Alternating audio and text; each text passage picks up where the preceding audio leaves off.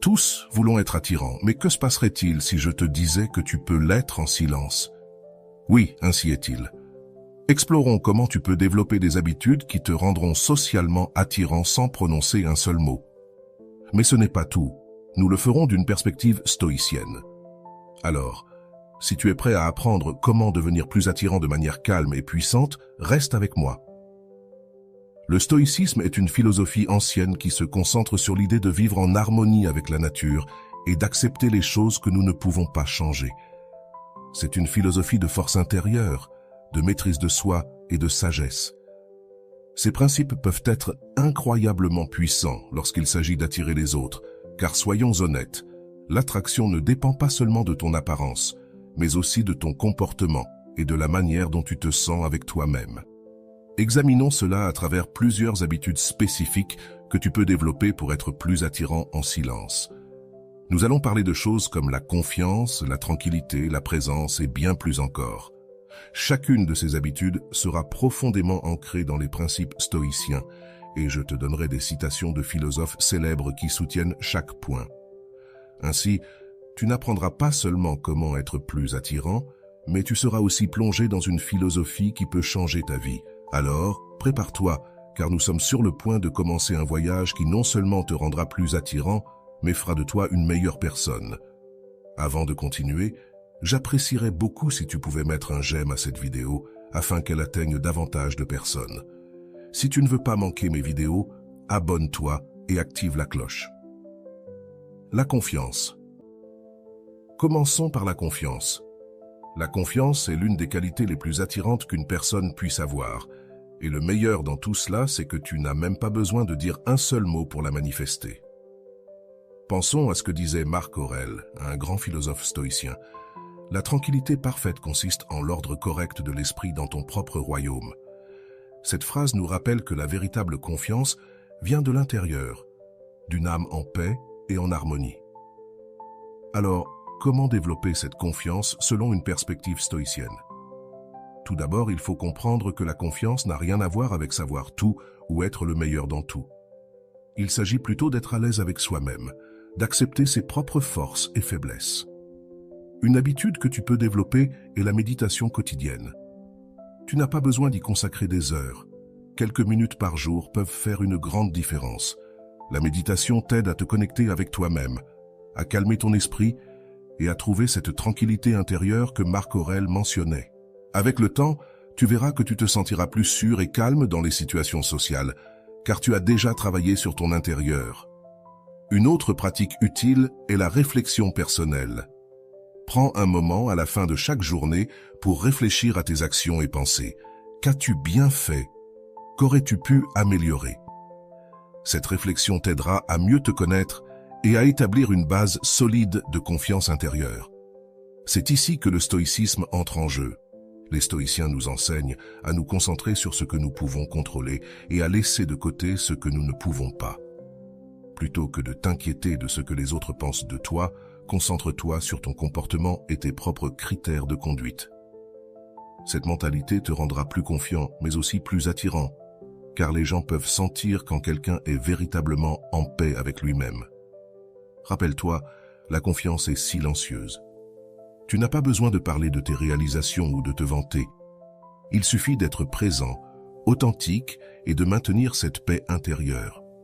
Les gens se sentent naturellement attirés par ceux qui rayonnent cette énergie calme et sûre. La tranquillité.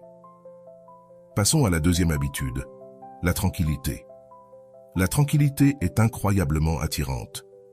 Quand tu es calme, tu dégages un sentiment de sécurité et de stabilité, et c'est quelque chose que beaucoup de gens trouvent irrésistible. Épictète, un autre grand philosophe stoïcien, disait « Ce n'est pas ce qui t'arrive, mais comment tu réagis à cela qui importe ». Cette phrase nous enseigne que maintenir le calme et la tranquillité, peu importe ce qui se passe autour de nous, est un signe de grande force. Alors, comment cultiver cette tranquillité? Une méthode efficace est de pratiquer la respiration consciente.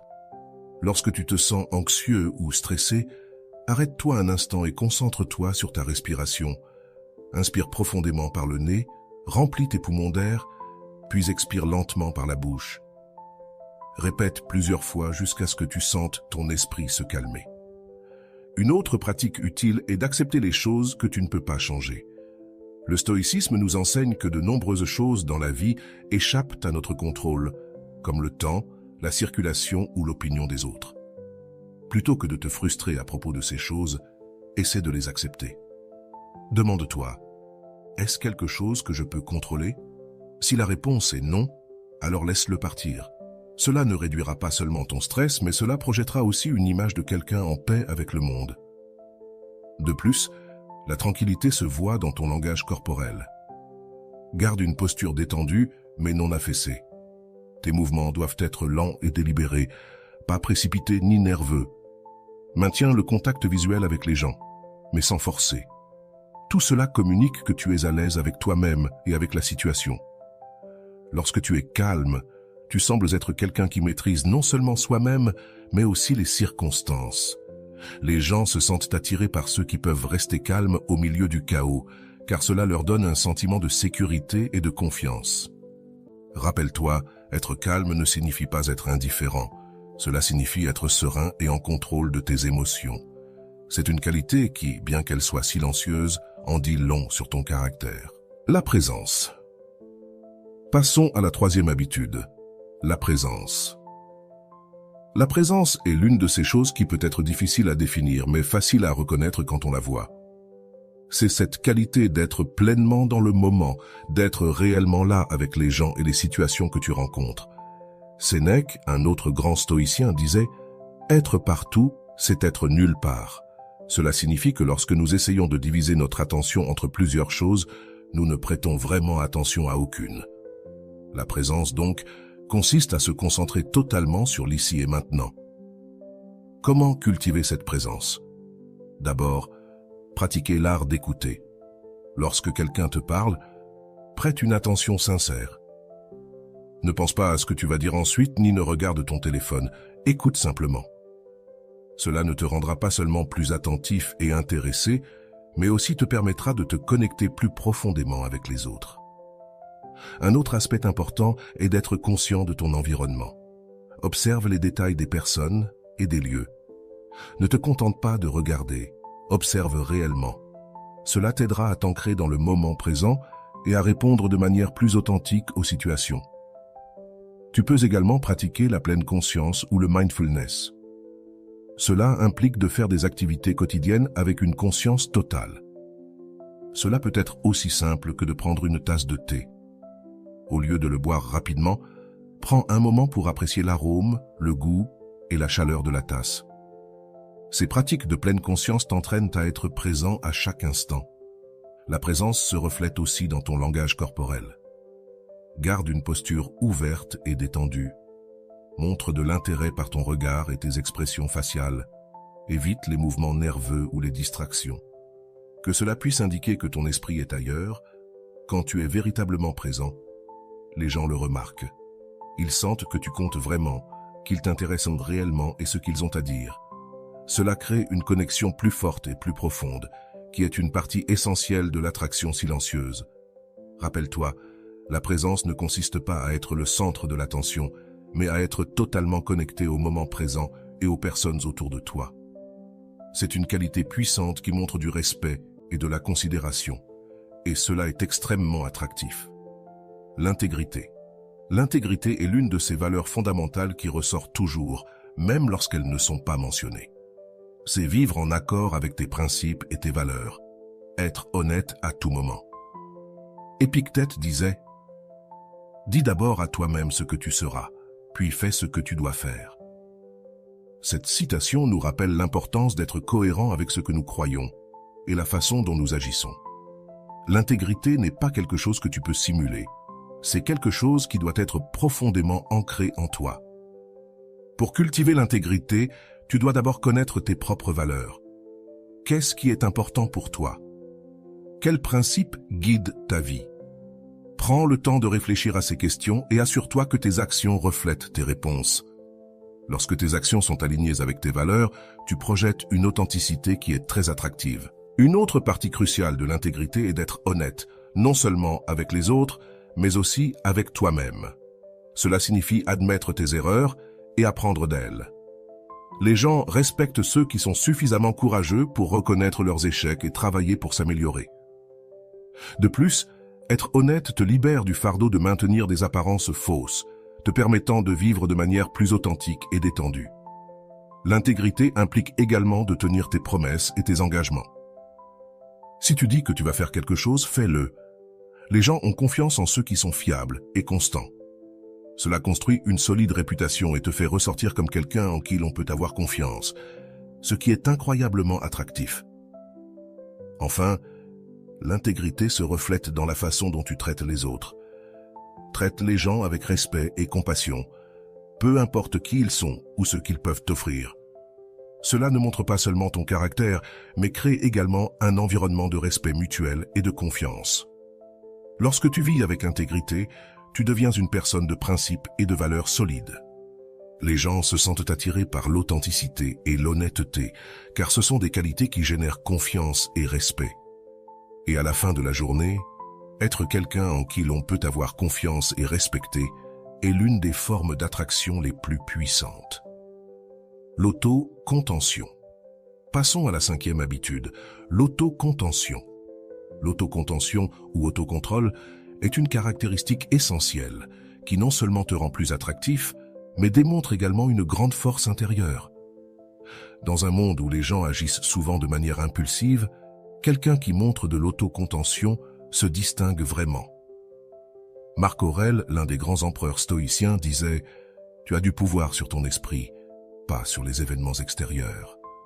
Prends conscience de cela et tu trouveras la force. » Cette citation nous rappelle que, bien que nous ne puissions pas contrôler ce qui se passe autour de nous, nous pouvons contrôler la façon dont nous réagissons. Alors, comment développons-nous l'autocontention ? D'abord, il est important d'apprendre à reconnaître tes émotions sans les laisser te dominer. Lorsque tu te trouves dans une situation stressante ou provocante, prends un moment pour respirer et évaluer tes sentiments avant de réagir. Cela ne t'aidera pas seulement à rester calme, mais cela évitera aussi que tu dises ou fasses quelque chose dont tu pourrais te repentir. Pratiquer la patience est une autre façon de cultiver l'autocontention. Nous vivons dans une ère de gratification instantanée, mais apprendre à attendre et à être patient peut être incroyablement bénéfique. La patience montre que tu n'es pas à la merci de tes désirs immédiats et que tu as la discipline d'attendre quelque chose qui en vaut vraiment la peine. La modération est un autre aspect clé. Cela ne signifie pas se priver des choses que tu apprécies, mais trouver un équilibre sain, que ce soit dans la nourriture, les réseaux sociaux ou toute autre activité. Pratiquer la modération t'aidera à garder un contrôle équilibré sur tes désirs et tes actions. L'auto-contention se reflète aussi dans la façon dont tu gères les critiques et les conflits. Plutôt que de réagir de manière défensive ou avec colère, essaie d'écouter et de considérer les perspectives des autres. Répondre de manière calme et raisonnée ne montre pas seulement du contrôle de soi, mais te fait aussi apparaître comme une personne fiable et respectueuse. Rappelle-toi, l'autocontention n'est pas une question de réprimer tes émotions, mais de les gérer efficacement. C'est un signe que tu as le contrôle sur toi-même, ce qui est incroyablement attractif. Les gens admirent ceux qui peuvent garder leur calme et agir avec considération en toutes circonstances. La gratitude. Passons à la 6e habitude, la gratitude. La gratitude est une qualité qui peut transformer ta vie et la manière dont les autres te perçoivent. Souvent, nous nous concentrons sur ce qui nous manque ou ce que nous voulons, mais les stoïciens nous enseignent l'importance d'apprécier ce que nous avons déjà. Sénèque disait « Ce n'est pas la personne qui a peu, mais celle qui désire plus, qui est pauvre. » Cette citation nous rappelle que la véritable richesse vient de l'appréciation de ce que nous avons, pas du désir constant de plus. La gratitude nous aide à nous concentrer sur le positif et à développer une attitude de contentement et de paix intérieure. Comment cultivons-nous la gratitude ? Une manière efficace est de tenir un journal de gratitude. Chaque jour, prends quelques minutes pour écrire 3 choses pour lesquelles tu es reconnaissant. Cela peut être des petites choses, comme le soleil qui brille, ou des choses plus grandes, comme la santé d'un être cher. Cette pratique quotidienne t'aidera à entraîner ton esprit à voir le côté positif de la vie et à apprécier ce que tu as. La gratitude peut aussi s'exprimer dans tes interactions quotidiennes. Remercie les personnes autour de toi, de tes proches aux inconnus qui te servent dans un magasin. Un simple merci peut avoir un grand impact et montrer aux autres que tu apprécies leurs efforts et leur présence. Une autre façon de pratiquer la gratitude est à travers la réflexion. Prends un moment chaque jour pour réfléchir aux bonnes choses qui t'arrivent, même dans les jours difficiles. Cherche au moins une chose positive. Cette attitude de gratitude constante te rendra plus positif et optimiste, des qualités qui sont très attractives. Lorsque tu montres de la gratitude, tu projettes une énergie positive qui attire les autres. Les gens se sentent bien autour de toi car ils voient que tu apprécies la vie et ce que tu as. Dans le positif, même en période difficile. Souviens-toi, la gratitude ne consiste pas seulement à dire merci, mais à vivre avec une attitude de reconnaissance et de contentement. C'est une qualité qui non seulement te rendra plus heureux, mais aussi plus attirant pour les autres. Poursuivons avec la 7e habitude. L'humilité. L'humilité est une qualité souvent mal comprise, mais elle est incroyablement puissante. Être humble ne signifie pas penser moins de soi-même, mais penser moins à soi-même et plus aux autres. Épictète a dit « Il est impossible pour un homme d'apprendre ce qu'il croit déjà savoir ». Cette citation nous enseigne que l'humilité est essentielle pour la croissance et l'apprentissage. Reconnaître qu'il y a toujours quelque chose à apprendre et que nous n'avons pas toutes les réponses est un signe de véritable sagesse. Alors, comment cultivons-nous l'humilité? D'abord, accepte que tu ne sais pas tout. C'est l'une des choses les plus difficiles, surtout dans un monde où tout le monde veut paraître un expert. Mais admettre tes limites ne te rend pas seulement plus accessible, cela t'ouvre aussi à de nouvelles opportunités d'apprentissage et de croissance. Une autre pratique est d'écouter plus que de parler. Donne aux autres l'opportunité de partager leurs pensées et leurs expériences sans interrompre ou essayer d'imposer ton point de vue. Écouter vraiment, avec l'intention de comprendre et non seulement de répondre, montre du respect et de la considération pour les autres. L'humilité se reflète également dans la façon dont tu traites les gens, indépendamment de leur statut ou position. Traite tout le monde avec le même niveau de respect et de dignité. Souviens-toi que chaque personne a sa propre histoire et quelque chose de précieux à offrir. Ce genre d'attitude est très attractif, car il montre que tu valorises les personnes pour ce qu'elles sont, pas pour ce qu'elles peuvent faire pour toi. Il est aussi important d'accepter et d'apprendre de ses erreurs. Personne n'est parfait et nous faisons tous des erreurs.